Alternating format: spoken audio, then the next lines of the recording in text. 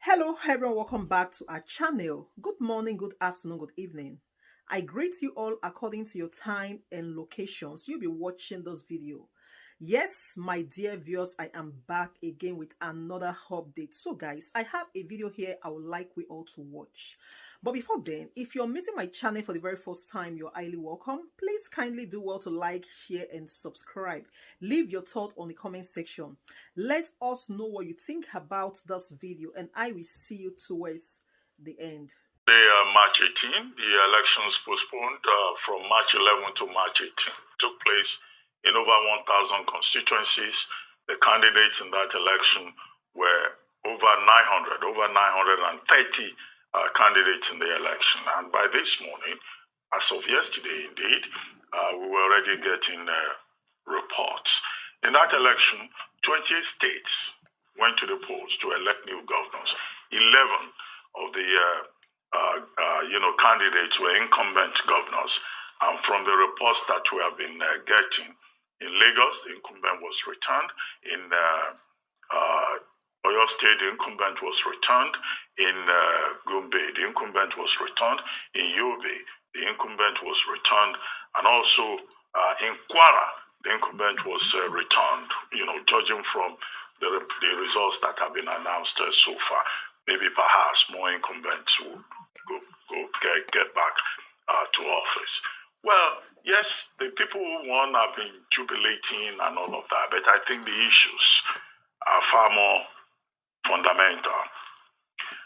Take, for example, in 2015, Nigeria made a little progress after the 2011 elections, after the 2007 elections, where you had, not so many litigations, where you had an incumbent president saying, "Oh, look, I don't want to fight." Well, the question to ask, having witnessed the elections, February 25 and the March 18 elections, is what lessons have we learned?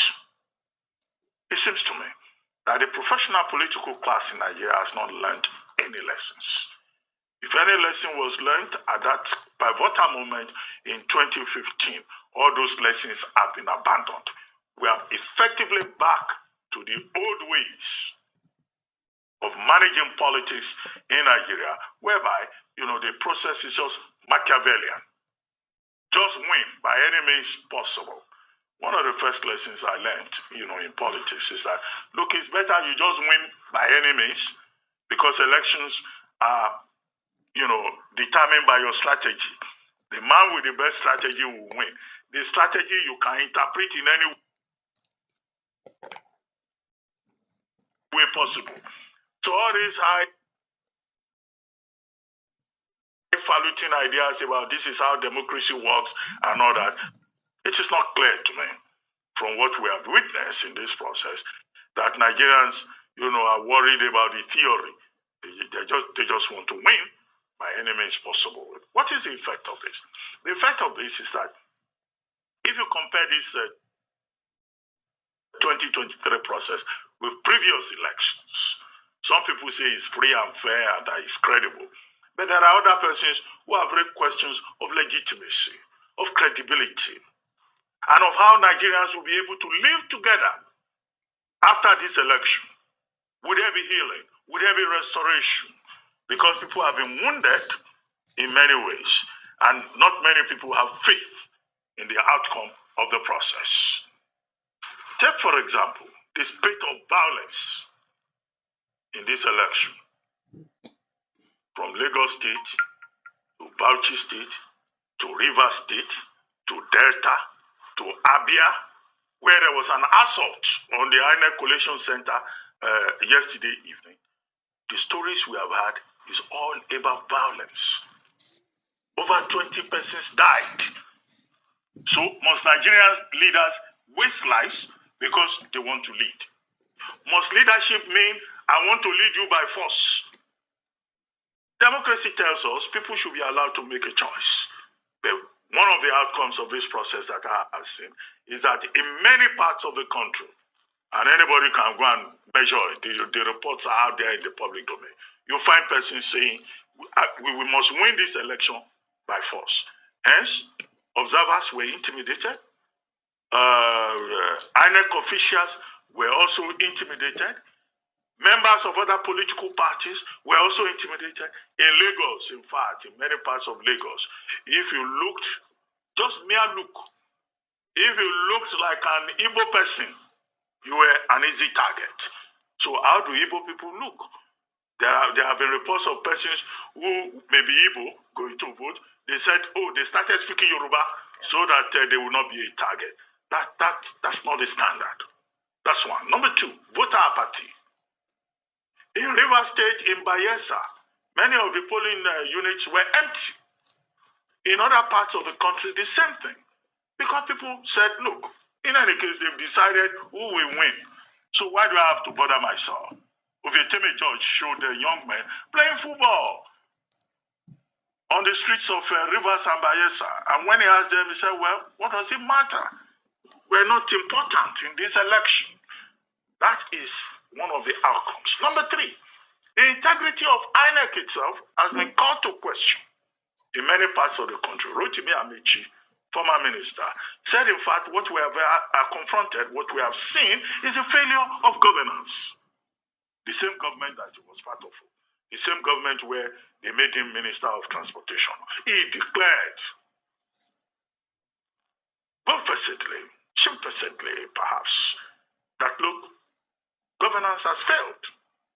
And that his own party, the APC, was competing against PDP, INEC, and the police. The emphasis on the police is instructive.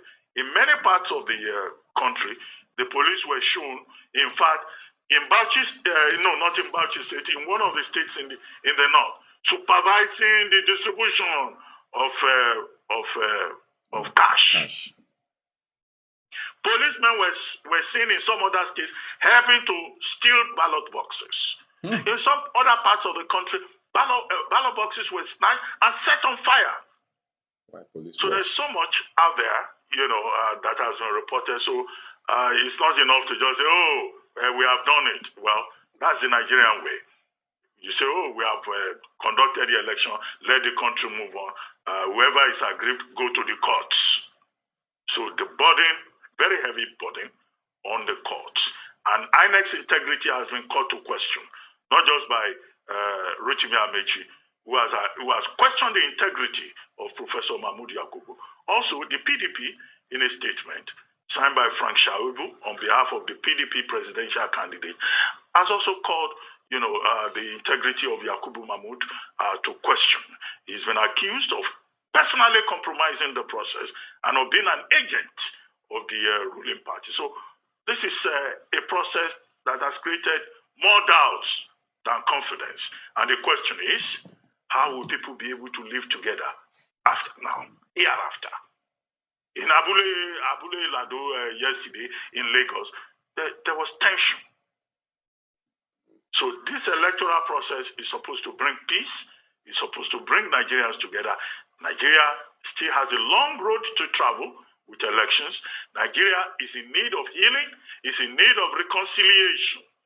So beyond the triumphalism that we have seen on all fronts, the professional political elite and the relevant stakeholders may not have done so well.